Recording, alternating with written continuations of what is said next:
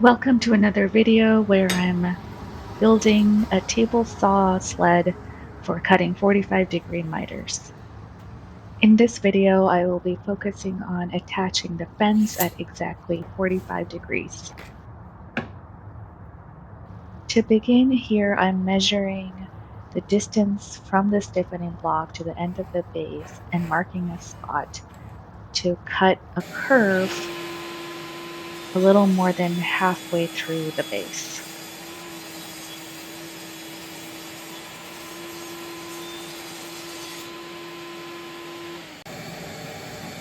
So you can see here that cut I made comes right up to the line I marked earlier.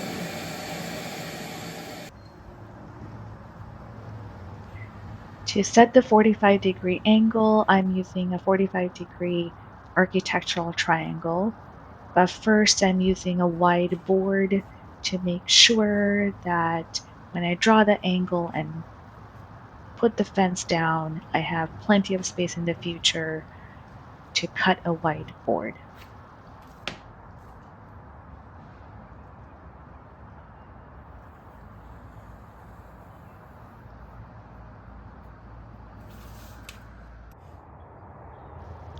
Before I screw the fence down, I do need to cut off the back corner of the fence so that it's not sticking out. I'm using a circular saw running along the straight edge clamped to the board. I clamped the fence itself to the table using 2 additional clamps.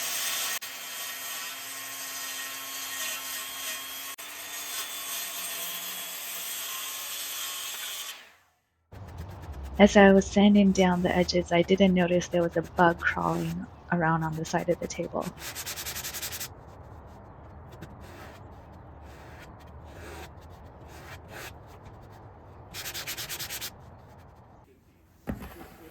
Now that the corner is cut off, the next step is to adhere some sandpaper to the side of the fence to provide some friction when you hold a frame piece against it.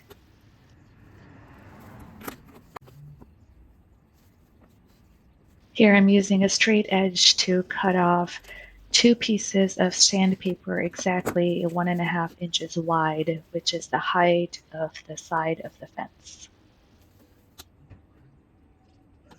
I'm using a double-beveled marking knife that I bought from Katz Moses to cut these pieces off.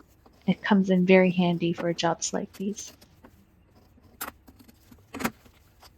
I'm using heavy-duty Gorilla Glue spray adhesive.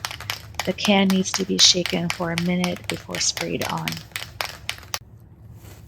I sprayed it on outside because I didn't want any glue in my garage, but here I am pressing down to make sure that there's a strong bond.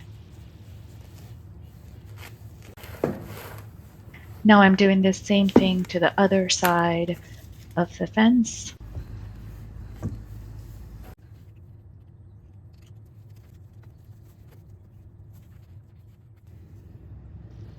The next step is to drill 4 clearance holes for the screws to go through. I like to be consistent, so I'm measuring the exact distances from the ends of the fence on both sides.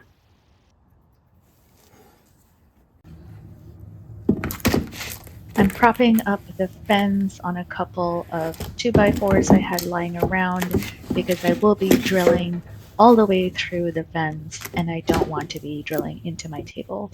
I'm using a couple clamps to hold the fence down secure while I'm drilling so it doesn't move around. I like to use a punch to make divots so that the drill bit doesn't wander when it starts up.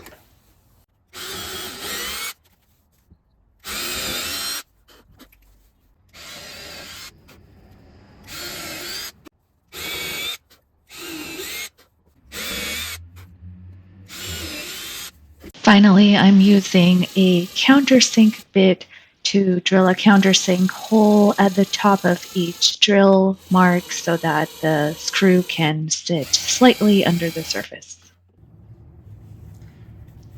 The next step is to place the fence carefully along the 45-degree line I drew earlier. I'm lightly tapping on the side to get it just right. Here you can see the point is centered on the cut, and I've lined up the fence as carefully I can against that pencil line.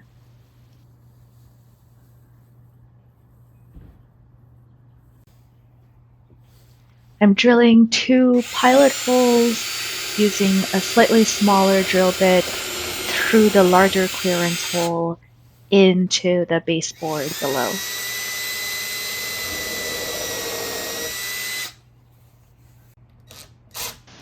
Finally, I'm securing the fence to the base with 2 2-inch screws.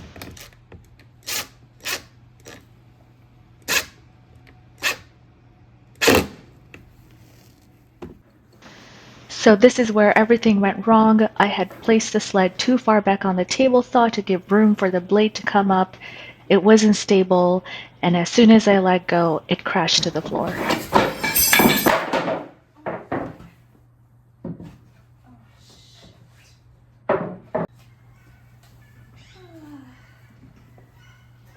The fence broke off while the screws were still attached. The screws got severely bent while in the clearance hole and tore open the clearance holes as well.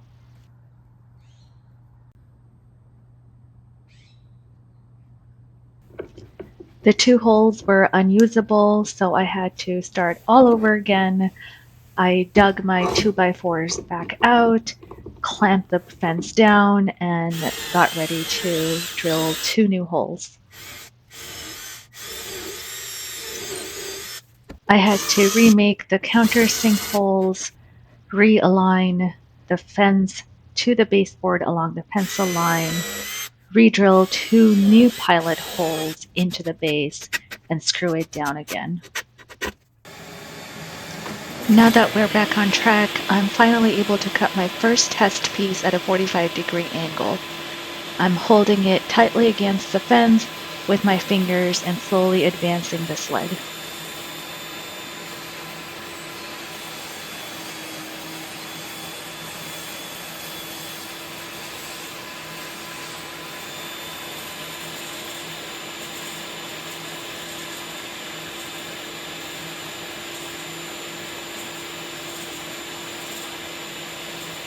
I'm cutting a second piece on the same side of the fence. The goal is to put them together to check the accuracy of the 45-degree angle.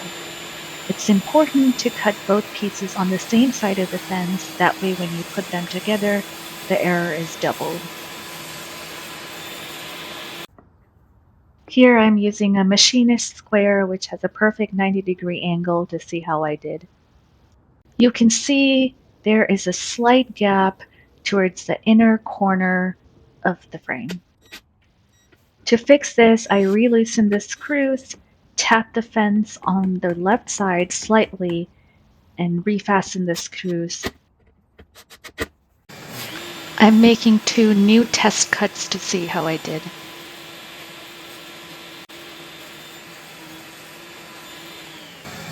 Here I'm using a framing square to check the accuracy of the cut again, and you can see there's still a slight gap towards the inner corner.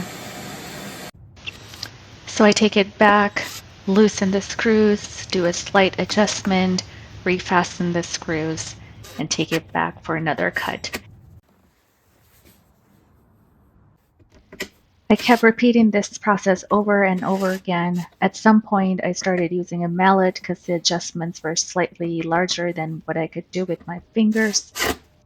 At some point, I did turn off the camera because I kept adjusting for about 2 hours and I didn't want to record all of it because it was a repetitive process.